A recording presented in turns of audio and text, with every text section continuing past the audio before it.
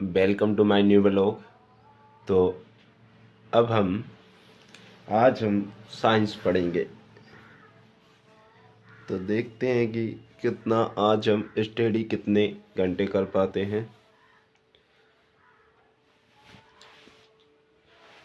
तो आज हम ऑनलाइन क्लास लेंगे यूट्यूब के माध्यम से, क्योंकि साइंस को तो समझना बहुत थोड़ा कठिन है। और दूसरी सब्जेक्ट तो हम रट के या कैसे, जैसे कि इतिहास को तो रटना ही पड़ता है। जैसी सब्जेक्टों को तो हम रट के याद कर लेते हैं, लेकिन साइंस को समझना पड़ेगा। साइंस मैथ ये ऐसी सब्जेक्ट है जिसको अगर टीचर नहीं पढ़ाएगा तो वो समझ में नहीं आएगी। तो आज चलो अब हम यूट्यूब से साइंस को पढ़ते हैं। तो सुबह का हमारा टारगेट तो कंप्लीट हो चुका है। अब हम क्लास लेते हैं, चलो ठीक है। तो हेलो दोस्तों, हम रासायनिक अभिक्रिया एवं समीकरण का टॉपिक कंप्लीट कर चुके हैं, जिसमें हमने जाना कि भौतिक परिवर्तन क्या होता है। नया उत्पाद नहीं बनता इसमें भौतिक परिवर्तन में, यानी जैसे पानी है तो वो बर्फ़ बन जाएगा, तो वापस उसको पानी में भी बदला जा सकता है। उससे हम कुछ नया नहीं बना सकते, वो भौतिक परिवर्तन होता है कि दोनों दिशाओं में चलते हैं। पानी से बर्फ़ बन सकता है, बर्फ़ से पानी बन सकता है, इसलिए ये उत्क्रमणीय है। रासायनिक अभिक्रिया इसमें नहीं होती। रासायनिक अभिक्रिया में तो जैसे पका भोजन पकाना, ये रासायनिक अभिक्रिया है। जैसे दूध का दही बनना, अगर दूध का दही बन गया तो वह वापस दूध नहीं बन सकता, तो रासायनिक परिवर्तन है।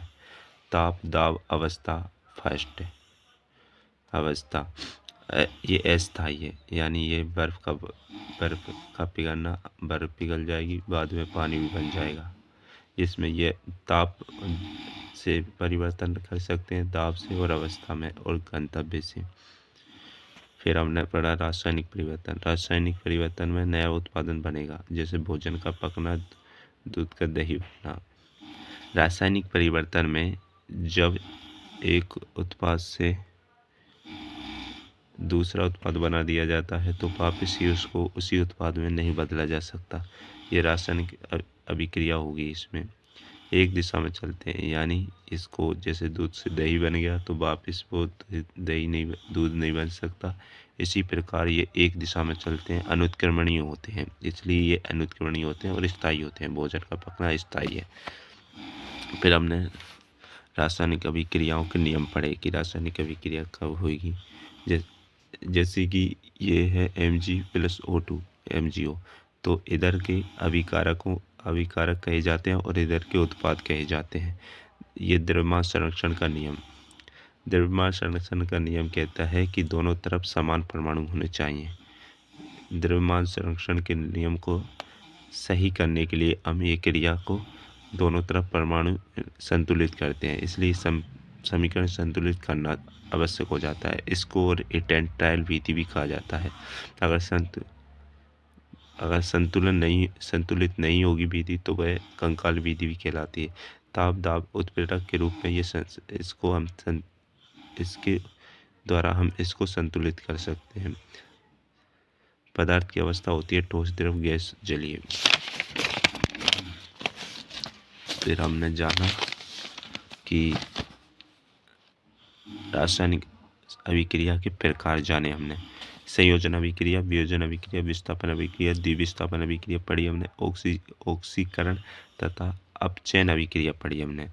संयोजन अभिक्रिया में यह है कि दो या दो से अधिक अभिकारक मिलकर एकल उत्पाद बनाते हैं, जबकि वियोजन अभिक्रिया में एकल अभिकारक मिलकर दो या दो से अधिक उत्पाद बनाते हैं। ये विपरीत होती है।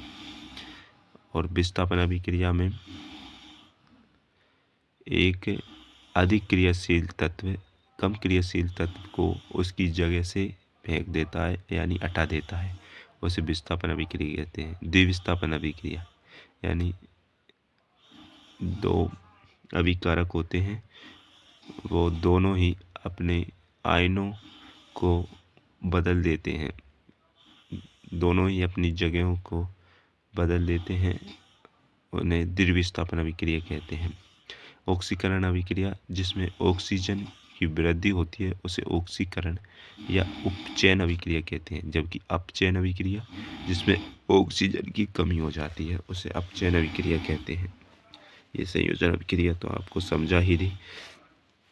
और वियोजन विफली रेडॉक्स अभिक्रिया, जिसमें उपचयन व अपचयन अभिक्रिया दोनों साथ साथ होती हैं, उसे रेडॉक्स अभिक्रिया कहते हैं। संसारण, जब कोई धातु होती है जैसे लोहा, तो उस पर दूसरी ऑक्सीजन के साथ में क्रिया करके उस पर जंग लग जाती है, उसे संसारण कहते हैं। विकृत गंधिता, जैसे कोई तेलीय पदार्थ है, वो ऑक्सीजन के संपर्क में आता है और उसमें फिर वो खराब हो जाता है, उसे विकृत गंधिता कहते हैं। विकृत गंधिता से बचाने के लिए ये चिप्स के पैकेट होते हैं, उनमें ऑक्सीजन भरी जाती है, जो नाइट्रोजन भरी जाती है, नाइट्रोजन गैस ऑक्सीजन को हटाकर, जिससे वो ख़राब नहीं होते कितना भी उनको टाइम हो जाए। चिप्स के पैकेट में ये लिखा भी है, नाइट्रोजन गैस भरी जाती है। फिर हमने यहाँ तक ये फर्स्ट टॉपिक कंप्लीट कर लिया, तो यहाँ पर ही अब हम इसको समाप्त करते हैं।